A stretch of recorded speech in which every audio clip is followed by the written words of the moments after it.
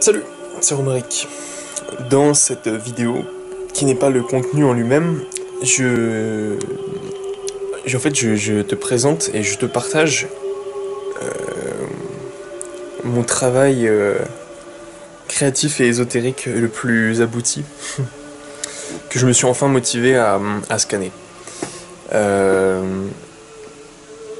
Quand je suis rentré de voyage avec plein d'idées, j'ai passé peut-être un mois à travailler dessus, à essayer de le poser comme un produit fini, mais on va dire que les aléas ont fait que je suis passé à un autre projet, notamment le fait que le temps s'est réchauffé et que du coup c'était plus la période pour jardiner. Bref, donc voilà, aujourd'hui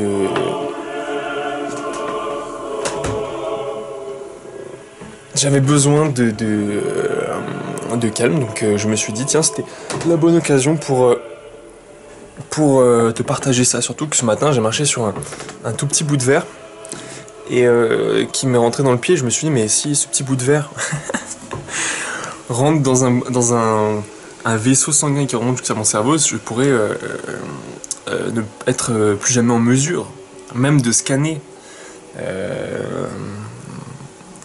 mes archives. Voilà. Donc fort de cette petite motivation, j'ai pris une journée pour scanner mon travail. Donc dans la description tu vas trouver un lien vers un drive qui s'appelle Absutrat. C'est le nom de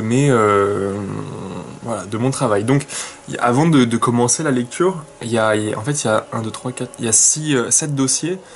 Ils sont de types un peu différents. J'ai mis 4 types. Donc là, si tu veux ouvrir le lien, comme ça tu comprends de quoi je parle. Il y a le type ça va du type 0 au type 3. Le type 0, c'est en fait mon premier travail que j'ai fait quand j'étais à Athènes. J'ai passé 3 semaines et demie, 3 semaines on va dire, à poser les bases d'un univers de science-fiction positive. Voilà, d'ailleurs c'est important en fait que j'aurais dû commencer par ça.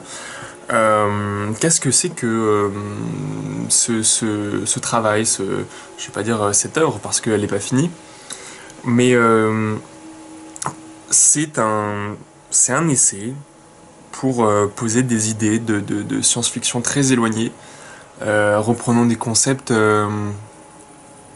j'allais dire de permaculture, mais ça serait un peu trop simplifié et survolé, mais j'ai voulu imaginer comment les humains pouvaient se développer avec la nature pour remplir l'espace et par la même occasion répondre à la question, non pas répondre à la question, parce qu'il n'y a aucune vérité là-dessus puisque ça se passe dans l'absolu, mais poser une idée de ce que ça pourrait être que la fin de l'univers.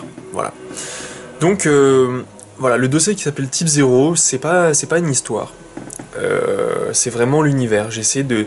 Donc c'est pas du tout abouti, c'est pas une qualité scannée. J'ai pris des photos quand j'étais... ça date de décembre. Voilà.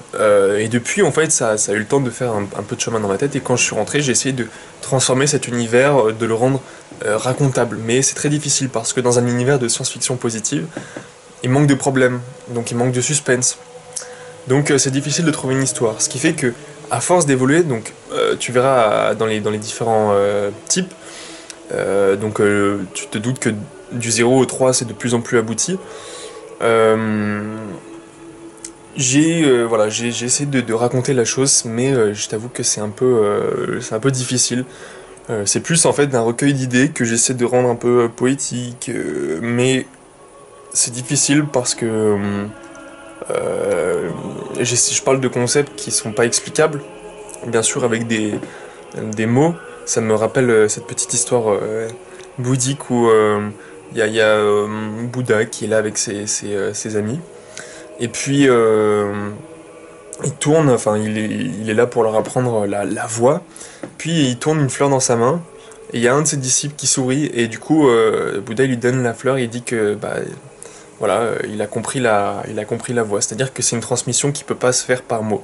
Le mieux que je puisse faire pour partager des idées abstraites et absolues, d'où le terme de abs, ABS ou ABC, parce que il y a aussi un autre travail que j'ai fait dans ce livre, c'est d'inventer pas un langage, mais en fait, bien sûr, je trouve que le français est très limité en termes d'expression, il est assez lourd, pas très flexible. Donc, dans tout le travail aussi, tu verras que j'ai écrit avec un langage qui est pas toujours très facile à comprendre.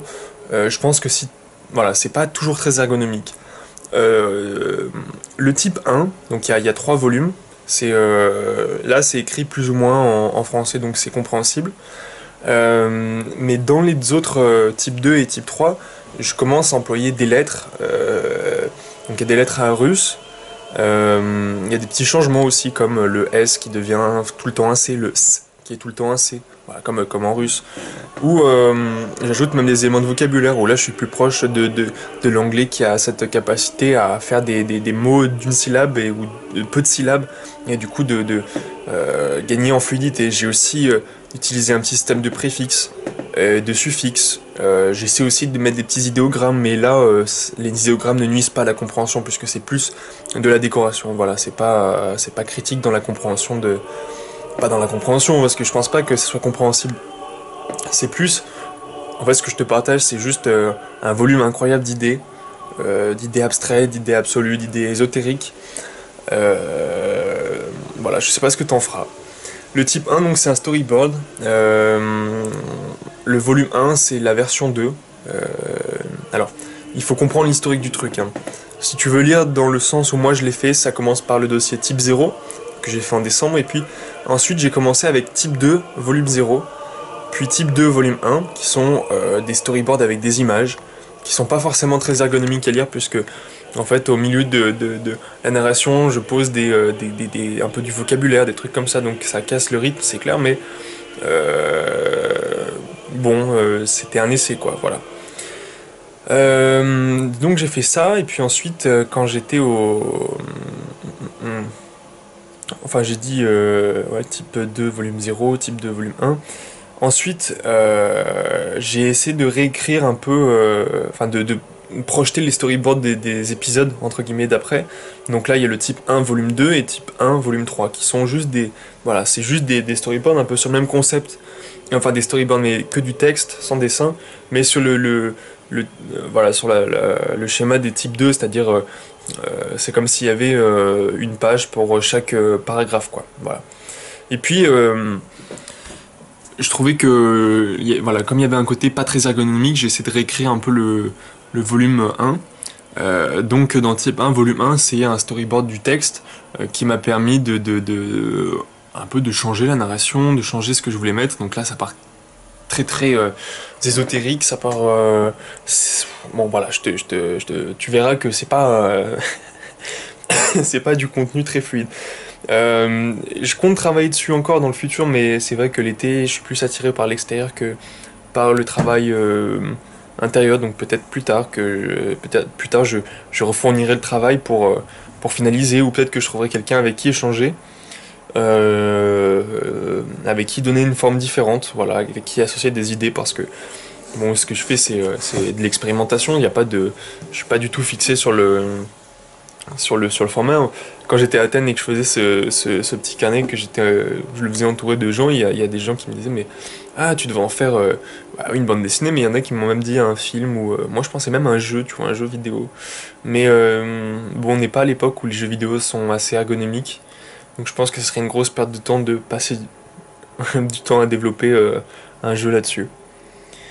Voilà, donc, et puis voilà, le dernier truc que j'ai fait, c'est le type 3 volume 0 que j'ai pas fini. J'ai fait 2 chapitres, et puis je me souviens que de frustration, parce que j'ai passé presque un jour à faire juste l'illustration du chapitre 3. Je me suis dit, mais c'est pas la forme qui me va, parce que je crois que il vaut mieux exprimer la créativité comme elle vient, plutôt que de se brider par la forme. Donc, là, j'ai essayé de trop investir sur la forme, et ça a bridé mon flux créatif, ce qui fait que je me suis ennuyé en le faisant à la fin. Ça m'a frustré, ça m'a pas transmis des sentiments positifs, donc voilà, j'ai accepté de dire ok, je fais une petite pause. Je sais pas quand est-ce que je reprends ce projet, tu sais que je te l'ai expliqué dans une vidéo, il n'y a aucun projet qui n'est abandonné, puisque tout le travail, je te le dis pour moi, tout le travail que j'ai effectué, tous les dessins, tous les textes, bon, de manière holistique, toutes les choses que je fais dans ma vie, toutes les choses que j'apprends et toutes les choses que je crée, qui sont pas si nombreuses, mais qui me composent, sont interreliés, quoi. Tout passe par là, donc je travaille sur un projet, et puis dans le futur, j'aurai un autre projet et je me resservirai de certaines pièces des projets précédents. Voilà, donc il y a toujours un recyclage, et surtout il y a toujours un travail sur l'extériorisation de l'idée, sur la forme que ça peut prendre. Donc rien n'est perdu, c'est très important de le savoir. Là, je te le partage parce que, voilà, je trouve que c'est intéressant, enfin, personnellement, sans me vanter, mais je trouve qu'il y a quelque chose dans ces feuilles. Je sais pas ce que t'en tireras, je sais pas ce que ça t'inspirera. N'hésite pas à me donner des idées. Si t'as plein d'idées sur le futur aussi, peut-être que ça peut me nourrir. Sur un futur intégré avec la nature. Voilà. Et puis c'est aussi un... Voilà, bon, je crois que j'ai tout dit en fait. Je te laisse découvrir ça, et puis dans le futur, je vais aussi scanner mes premiers cahiers de réflexion ésotérique spirituelle qui datent d'il y a, je pense, 6 ans, un truc comme ça, les premiers. Non, peut-être un peu moins, 5 ans, où j'ai commencé à écrire dans des carnets quand j'étais un peu perché ou même pas perché. Et puis, à force, quand j'ai commencé à en avoir 3 4 5 je vois que ça prenait une forme et que c'était quelque chose de concret, dans le sens où ça me parlait, dans le sens où j'avais envie de l'extérioriser, dans le sens où, surtout, tous ces trucs un peu spirituels, ésotériques, on le fait pour libérer, quoi. Et j'ai pas complètement libéré, je suis loin d'avoir complètement libéré. Mais ce processus, je crois que il a cette finalité, et c'est peut-être intéressant aussi de le constater par soi-même, de voir. Tu sais, je fais des vidéos depuis 1 an et demi. Personnellement, je vois j'aime bien en fait voir la progression. Ça serait jugé avec du bon et du mal, mais j'ai envie de dire ça quand même, de voir la progression de mon travail, de moi en fait. Voilà. Et donc ces carnets qui sont quand même une part assez importante de ma vie. J'ai aussi un storyboard une bande dessinée que j'ai voulu écrire, qui a nourri du coup le travail que je te partage aujourd'hui. Voilà, donc tout ça, ça prend un peu de temps. Mon scanner, il est pas très performant. Et puis c'est une tâche un peu rébarbative. Donc voilà, le prochain jour où je serai incapable de sortir de chez moi, ben je te ferai ça. Et voilà, j'espère que donc ça te fera bien réfléchir, que bon, je pense que la majorité des gens qui vont regarder cette vidéo vont euh, pas capter, mais bon, dans l'espoir où il y en a un ou deux qui va accrocher sur une idée. Voilà. Et puis surtout, dans le futur, quand il y aura des archéologues informatiques, et ben grâce à ça, grâce à cette extériorisation qui, à mon sens, me représente pas mal, peut-être qu'ils arriveront à recréer ma personnalité. Ce qui fait que si je meurs de cet éclat de verre dans mon cerveau, vous avez qu'à attendre 20, 30, 40 ans qu'il y ait une IA suffisamment intelligente pour créer ma personnalité à partir de mon travail. Voilà. Il y a des gens qui pensent que le sens de la vie, c'est les mémorises, les souvenirs. Pour moi, c'est qu'est-ce qui reste après? Je sais pas, c'est peut-être un mécanisme compensatoire de quelque chose, un complexe, une non-acceptation de la finitude de l'existence ou de son absence de sens. Mais voilà, j'ai ce besoin de produire des choses. Donc voilà, je te montre ça. Belle soirée à toi, salut.